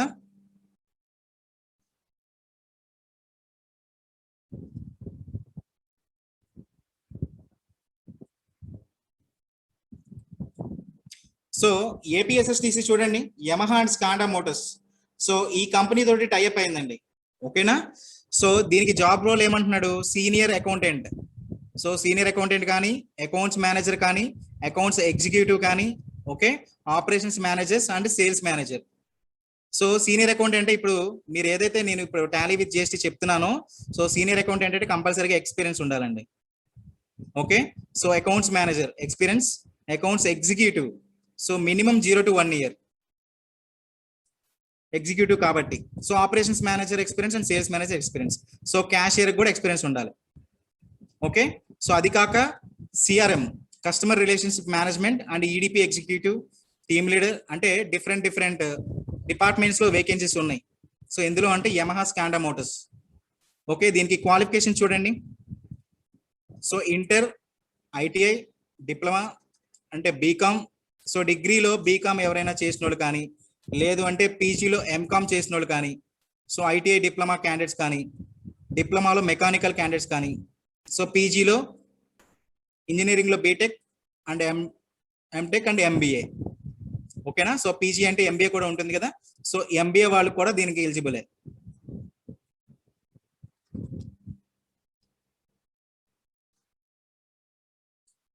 సో చూడండి అండి, సో దీనికి ఏజ్ క్రెడిషియల్స్ ఎంత ఉండాలంటే 18 to 30 years. So salary beginning 7,000 to 35,000 depends on job role and experience. So మనకి ఏ ఆపర్చునిటీస్ వచ్చినా కానీ డిపెండ్స్ ఆన్ జాబ్ రోల్ అండి. సో ఇప్పుడు కేటగిరీస్ వైజ్ గా చూసుకుంటే accounts executive. So accounts executive అనే రోల్ కి ఎక్కువ ఎక్స్పీరియన్స్ ఉండాల్సిన అవసరం లేదండి. ఓకేనా. సో మినిమం 1 year ఉంటే సరిపోతుంది, 0 to 1 year. సో ఆ ఎక్స్పీరియన్స్ ని బట్టే మీకు శాలరీస్ వస్తాయి. ఫర్ ఎగ్జాంపుల్ సీనియర్ అకౌంటెంట్ చెప్పాను కదా, సీనియర్ అకౌంటెంట్ కి మినిమం ఎంత లేదన్నా 4 to 5 years ఎక్స్పీరియన్స్ ఉంటే ఆ ఎక్స్పీరియన్స్ ని బట్టే మీకు వాల్యూ అంటే ఆ ఎక్స్పీరియన్స్ బట్టి మీకు శాలరీ ఉంటుంది. ఓకేనా. టోటల్ గా నెంబర్ ఆఫ్ వేకెన్సీస్ ఎన్ని ఉన్నాయంటే 82. సో ఇంటర్వ్యూ ప్రొసీజర్ వచ్చేసరికి only HR round. So HR round అంటే ఐడియా ఉందా ఎవరికైనా? సో టెక్నికల్ గా ఏ రౌండ్స్ లేవండి ఇక్కడ, ఓన్లీ హెచ్ఆర్ రౌండ్. అంటే శాలరీ పరంగా డిస్కషన్, మీ ఎక్స్పీరియన్స్ ఏంటి, సో మీరు ప్రీవియస్ గా ఎక్కడెక్కడ వర్క్ చేసి ఉన్నారు, సో ఆ డిస్కషన్స్ మాత్రమే ఉంటాయి. ఓకే. సో ఇంటర్వ్యూ డేట్ ఎప్పుడు అంటే 6/4/2021. సో ఈరోజు ఫస్ట్ కదా, సో ఇంకా 5 days. సో 6/4/2021. సో వెన్యూ చూడండి. So Hussain Nagar, door number 38 3267, Sri Sai royal villa Punjab hotel junction, Visakhapatnam. So ఈ ఆపర్చునిటీ ఎవరైనా సరే ఈ వైజాగ్ సరౌండింగ్స్ లో ఉన్న వాళ్ళు, సో మీ ఫ్రెండ్ సర్కిల్ ఎవరైనా ఉంటే కంపల్సరీగా ఈ పోస్టింగ్ అనేది ఈ ట్రాన్స్ఫర్ చేయండి. So mandatory requirements minimum height వచ్చేసరికి 5.7. సో మెయిల్ క్యాండిడేట్ అయితే, ఫిమేల్ క్యాండిడేట్ అయితే 5.5. సో జాబ్ లొకేషన్ చూడండి. So Madhurawada, Donapatti, Sheelanagar, Muralinagar, Anakapalli and Vizianagaram. So ఈ లొకేషన్స్ లో మీకు జాబ్ ఆపర్చునిటీస్ ఉంటాయండి. ఓకేనా. సో మీరు రిజిస్ట్రేషన్ చేసుకోవాలి అంటే ఈ జాబ్ ఆపర్చునిటీ గురించి ఒక లింక్ ఇచ్చారు చూడండి ఇక్కడ, http://apssdc.in/industry placements. ఓకేనా. సో ఈ లింక్ లో మీరు రిజిస్ట్రేషన్ చేసుకోవచ్చు. ఇంకా మీకు డౌట్ ఉంటే మీకు కాంటాక్ట్ పర్సన్ నేమ్ కూడా ఇచ్చారు చూడండి, మొబైల్ నెంబర్ తో సహా. సో ఏదైతే ఇక్కడ నెంబర్ ఉందో ఆ నెంబర్ కి మీరు డైరెక్ట్ గా కాల్ చేసి కనుక్కోవచ్చు. ఓకేనా. అర్థమైందా జాబ్ ఆపర్చునిటీస్?